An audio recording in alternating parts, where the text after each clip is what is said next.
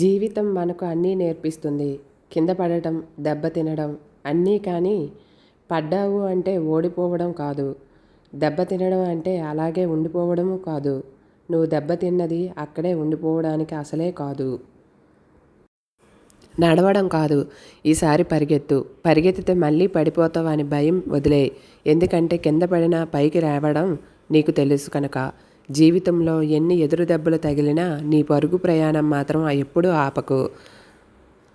మిత్రమా, విడిచి వెళ్ళిపోయే వాళ్ళ గురించి, మనల్ని నమ్మించి రాక్షసానందం పొందే వాళ్ళ గురించి ఆలోచించుకుంటూ కూర్చొని ఉండిపోతే మనల్ని కాలం దాటిపోతుంది. మిత్రమా, ఈ ప్రపంచంలో డబ్బులు ఇచ్చి కొనుక్కునే ప్రతి వస్తువుకి గ్యారంటీ ఉంటుంది. కానీ మనసిచ్చి దక్కించుకున్న మరో మనిషి ప్రేమకు మాత్రం గ్యారంటీ లేదు. ఇక్కడ ప్రేమ ఎంత తొందరగా పుడుతుందో అంత తొందరగా విరిగిపోతుంది. మిత్రమా, మనుషులు క్షణాల్లో అవతారాలు మార్చేస్తున్నారు. ప్రతిసారి మనం సర్దుకుపోవడం తప్ప మనల్ని అర్థం చేసుకొని నడిచేవాడే లేడు. అందుకే ఇక్కడ మనీ ఇచ్చి కొనుక్కునే వస్తువులకు తప్ప మనసిచ్చి దక్కించుకున్న వస్తువులకు గ్యారంటీ లేదు. మిత్రమా, నువ్వు ఎంత మంచిగా నడుచుకున్నా నీ చుట్టూ జరిగే కుట్రలు జరుగుతూనే ఉంటాయి. నీ దగ్గర ఉండి నీ మీద చాడీలు చెప్పే రోజులు ఉంటాయి. ఒక మనిషి మంచితనం ఈ కలియుగంలోనే కాదు, పూర్వయుగంలో కూడా చేతకానితనంలాగే అనిపించింది. మిత్రమా, చేతులు కట్టుకొని కూర్చొని సర్లే దేవుడే చూసుకుంటాడు అని వదిలేస్తే ప్రతిరోజు నీ మీద విమర్శ అస్త్రాలు వస్తూనే ఉంటాయి. కాబట్టి బుద్ధి చెప్పాలి. మళ్ళీ నీ జోలికి రావడానికి భయపడేంత గట్టిగానే చెప్పాలి. మిత్రమా, అవసరానికి ఆదుకున్న వాడిని కూడా మర్చిపోతున్న ఈ రోజుల్లో మనం బ్రతుకుతున్నాం. మనం ఎవరికి ఉపయోగపడకపోయినా పర్వాలేదు, కానీ రేపన్న రోజు మనకి ఎవరు అవసరం పడకుండా ముందే జాగ్రత్తగా ఉండు. ఎందుకంటే ఇక్కడ పైసలు లేకపోతే కష్టాల్లో ఉన్నారని తెలిసిన వాళ్ళు కూడా నీ దగ్గరికి రారు. ఈ క్షణం నువ్వు వేసే ప్రతి అడుగు, ప్రతిరోజు, ప్రతి రూపాయి రేపు నీ జీవితాన్ని మార్చగలదు అని గుర్తుపెట్టుకో. మిత్రమా, నిన్ను తిట్టాడని వాడు పగవాడు కాదు. నిన్ను పొగిడితే నీ శ్రేయభిలాషి కాదు. వాడికి నీతో ఉన్న అవసరం అలాంటిది. కొమ్మల్ని కత్తిరించినప్పుడు చెట్టుగా, వేపుగా, నిటారుగా ఉంటుంది. నీలో ఉన్న తప్పులు ఎత్తి చూపినప్పుడే నువ్వు కూడా బుద్ధిగా ఎదగడం మొదలు పెడతావు. నీలో ఉన్న మంచిని మాత్రమే గ్రహిస్తూ నీకు ఏంటి లాభం? పొగిడితే పతనమే. జాగ్రత్త, గుర్తుపెట్టుకో. మిత్రమా, ఓపికతో ఎదురు చూసే శక్తి లేనప్పుడు వేగంగా తీసుకునే నిర్ణయాలతో వచ్చిన పర్యవసానాలను తట్టుకునే ధైర్యం ఉండాలి. ఆ ధైర్యం లేనప్పుడు ఉన్న దాంట్లో సర్దుకుపోయే గుణమైనా ఉండాలి. మిత్రమా, బ్రతకలేకపోతున్నప్పుడు బ్రతుకు మార్చుకోవడానికి దీక్ష పూని సాధించే వరకు వదిలిపెట్టే ప్రసక్తే లేదని పట్టుదల ఉండాలి. ఇలా నీలో ఉన్న ఆలోచనల మీద నువ్వు దృష్టి పెట్టినప్పుడు మాత్రమే జీవితం ఎంత విలువైనదో నీకు తెలుస్తుంది. మిత్రమా, డబ్బు లేనప్పుడు నీతులు చెప్పడం కాదు, డబ్బు సంపాదించిన తర్వాత నీతిగా బ్రతికినవాడు మనిషి. డబ్బులు లేనప్పుడు ఎక్కడ ఉన్నా ఒకేలా బతికి మనుషులను మనం రోజూ చూస్తూనే ఉన్నాం. మిత్రమా, ఆ జాతికి దూరంగా బ్రతకాలి. ఎందుకంటే పరిస్థితుల్లో ఎప్పుడు ఎలా మారుతాయో, ఎప్పుడు ఎవరిని ఎలా మారుస్తాయో పసిగట్టడం ఎవరి తరం కాదు. మిత్రమా, హాయిగా బ్రతకడానికి, ఉన్న దాంట్లో బ్రతకడానికి, ఉన్నత స్థాయికి వెళ్ళడం గురించి సాయశక్తులా ప్రయత్నించడం తప్ప మరోసారి అంటూ ఏదీ ఉండదు. అందుకే ఆశపడు, కానీ అంతకు మించి ఆందోళనలో మూట కట్టుకోకు. ఇది గుర్తుపెట్టుకో. మిత్రమా, నీ టైం వచ్చే వరకు ఎదురు చూడు చాలు అని ఎవరైనా అన్నారు అంటే వాళ్ళు సోమరపోతులు అని అర్థం. నీ పని నువ్వు చేసుకుంటూ వెళ్ళు, నీకు ఏదో ఒక రోజు వస్తుంది అని ఎవరైనా చెబితే వాళ్ళు పనికొచ్చే వాళ్ళు అని అర్థం. పోతుందా అని ఖాళీగా తిరిగేవాడు బద్ధకస్తుడు.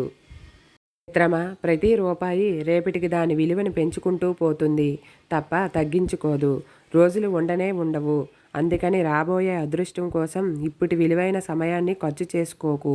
చేయాల్సిందల్లా చేసి రావాల్సింది ఖచ్చితంగా వచ్చి తీరుతుంది. శ్రమ మన వరకు వస్తే గానీ నొప్పి తెలియదు.